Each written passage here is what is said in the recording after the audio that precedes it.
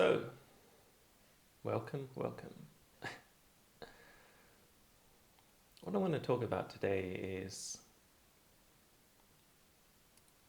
the work on the heart. And no, I'm not talking about that operation game where you get a little thing and you you actually work on the heart and pick it out. But kind of, in a way. For most of my life, I don't think I ever felt something in my heart. It was happening, probably, but I was very, very unconscious to it. I was all about like logic and mind and thinking and like power, strength. And I never felt any like softness, because to me that was weakness. Anything to do with softness and feelings, that was weak. I even remember one girlfriend said to me, "Do you love me, Raj?" And I said, "I don't even know what that is." I could not comprehend it. And I even made jokes. I said, "Yeah, love is for like the movies. That's like something only girls feel." I believed that, actually. There was like such a block to love in my life. I think for my whole life, it was all this game of life. It was all dodging danger. It was just constant, headiness, let's say. So there was this one summer, and I remember it distinctly, where I was on my path. And when I say path, I just mean discovering more about myself. And I'd been working on the whole body and the whole being inside on this yogic path, right? Had so many things happen, so many changes. But I was very unstable. Didn't matter how much I was meditating and working on this stuff, I was very unstable. Something just didn't feel right. I was just still inside me, still trapped. I was still fearful. I still had huge moments of not feeling safe, not feeling loved, not just isolated, trapped in my head. But there's one summer, something fundamentally shifted for me. Like nothing was ever the same. And that's because I started working on the heart, love. Before I thought working on the heart, oh, that's cardiovascular exercise. Let me go and run. No, this is not what I'm talking about. That's an organ that you have inside. That's the physical component. I'm talking about this feeling of openness, this feeling of connection, this feeling of being with others. Not thinking about me, not trapped in me. I call it turning the me to the we. So when I'm teaching this, that's how I describe it. It's a distinction, me to we. Because that's how it was for me. Something expanded massively. And I just felt this like, people talk about awakenings. And I get this question a lot. Did you have an awakening, Raj? Did you have a spiritual enlightenment moment? And I always say no, because it's been a path. It's been many, many, many moments where I've had huge realizations. I see the world differently. But when I was working on the heart over time, not just flash of insight, although I had many flashes of insight too, by the way, that's a part of it. with regular flashes of insight and regular work, something huge happened. I started understanding love, and in a way that I understood like how people feel. I started looking at musicians and thinking, oh my God, like this is beautiful. So looking at art and thinking, this is amazing. Look at that person, they're in their zone. I started seeing people in their shoes. Genuine love for people who I don't even know. Just looking at them, observing. In love with them. In love with everything around me. Just the beauty of life. There's so much beauty around us. But we run around being all in this zone of like, oh, do this, do that. Me, protect. Protection mode. When in love, and again, I'm not talking about in love in a relationship alone. That's one form of love. I'm talking about love as an energy, widespread. Looking at a tree and saying, oh, wow, that tree's amazing. Looking at animals and being like, oh my God, this is beautiful, look at them. So I did have glimpses of that through my life, right? But it was not at this level. So it's very important to me now. And it still flows through me. So what I want to bring you into is that mode of seeing the world. It's almost like, when this was happening, I couldn't really put words to it. So the first thing I said was, and it might sound strange, but I said it's like I'm seeing everyone and everything in the eyes of God. Genuinely believe that. The eyes of God, the Creator, whatever you think God is, the universe, where all life comes from. Imagine that this thing is making life. This thing is life. I was seeing the world through those eyes.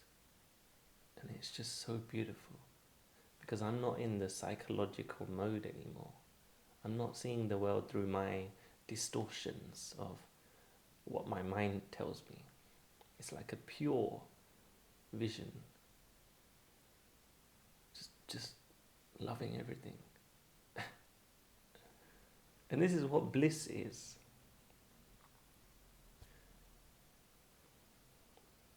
It's bliss. It's a dance going on inside you. When people actually dance, of which I'm not very good at, by the way. But when I do, I'm just in the zone, I'm feeling it. It's bliss. When someone really gets possessed by it, we lose ourselves. That's what we say. We say, you lose yourself. Or we say, I'm high off life. Probably why people made up drugs. Because it emulates that feeling. Or tries to. It gets like a 0.00000000001% of that. But high of life, high of love, bliss, that's another feeling. So, I want you to explore and just listen for what comes up for you as you've heard my words, you felt my voice, you felt how passionate I am about this. What comes up for you? Where do you notice this energy? And what I really want to help you with is to open up this heart. Traditionally, in Buddhism, there there's loving kindness meditation. I started doing a lot of that. Loving kindness, saying, I feel what you feel. I wish you well. I wish you joy and love to another human. And then doing it to strangers. Feeling that for strangers. Feeling that for the world. I started doing that every day, and I still do that. Every day, feeling into that. So you see, now it goes from theory to practice, to actually living this. You know, we can understand something on a logical level, but understanding doesn't mean you know it. Knowing is a level deeper. And in my experience, that takes some practice. Has to be implemented. So I've done that now for a while. And now I am it. You know, there's all these religions, which I think are amazing. These paths.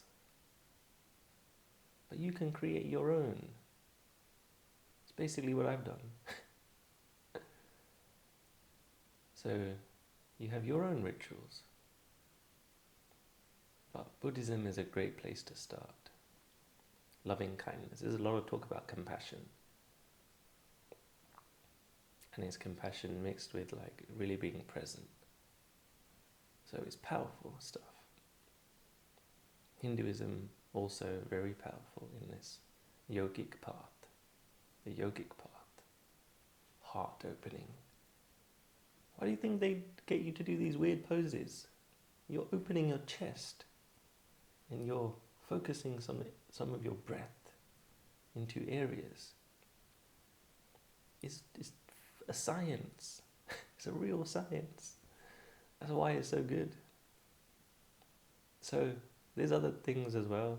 I've delved a lot into Christianity. Again, you read the text and you go beyond like your judgment or whatever you might think about it, or your like accustomed ways of viewing things. You just take the juice. You take the juice from it. That's what I've done. Take the juices from bits, the parts that are useful. You decide. No one is gonna force anything on you. You decide. So those are just some. Every practice has something focused on the heart. I've even looked at how they do it in Judaism. Very different and very powerful as well. Hermetic philosophy, also very powerful. There's so many ways, but let's keep it simple. Just remember that there's no way that you're not connected to everyone else. Doesn't make sense. We are way more similar than different. We feel things together. We're an energy when we're with someone. It's like, this ball is my energy, this ball's your energy. We come close and we smile and laugh, and it's like they start dancing like this. And then they kind of like clash, and then they eventually go like this, and it's like this opens up now. This ball opens up, and you're feeling good, and then it's like, oh, cool, let's be one. Let's be one. Let's dance like this. Let's dance like this. We are together. We are together. And this isn't some hippie like let's go dance around trees. No, this is just real. This is really what is happening when we're with someone. When you're closed off, and they're closed off, it's like this. You're not really even dancing now. You're just two rocks. And it's like this rock is looking at that rock. Oh, well, let me tell you about my life. Oh, well, my life's better. No, me. And it's comparing and competing. There's no energy around the rock now to vibrate it, to open it. There's no energy to connect these two rocks. They're separate now. That's where I lived most of my life, to be honest. There's not judging anyone else. But once these open and then they vibrate, there's the potential for things to connect. And that's what's happened for me. And I think that's what the human experience is. That's what's possible for everyone. It's innate in us. So, that's what I want to say about this path of love. And like I said, there's traditional ways to do it. And I'm going to take you through some of those. But for now, that's all. See what comes up for you. Take a few minutes. Just pause.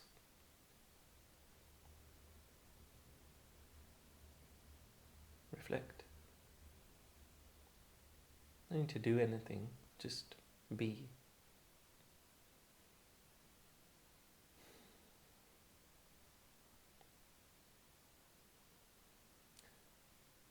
And then continue.